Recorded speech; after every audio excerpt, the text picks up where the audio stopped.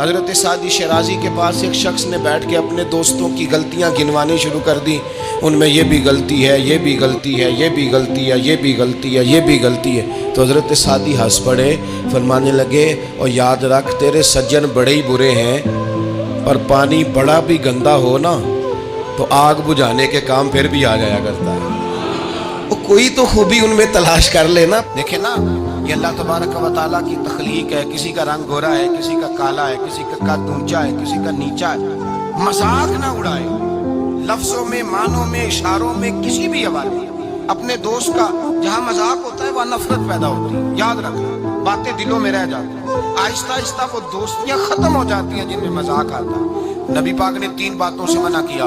ایک فرمایا دوست سے بحث نہ کرو، ایک فرمایا اس کا مذاق نہ اڑاؤ، اور تیسرا میرے حبیب پاک سید عالم علیہ السلام نے فرمایا اپنے دوست سے کوئی ایسا وعدہ نہ کرو جسے تم پورا نہیں کر سکتے.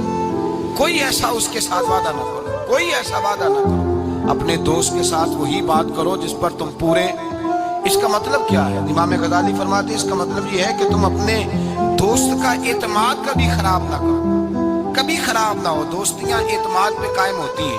میرے مصطفیٰ کریم سید عالم صلی اللہ علیہ وسلم نے خلوص والی دوستی کا حکم دیا، اور کتنے پیارے لفظ ارشاد فرمائے. فرمایا میرا مومن تو وہ ہے کہ جو چیز اپنے لیے پسند کرتا ہے وہی اپنے بھائی کے لیے بھی پسند کرتا ہے.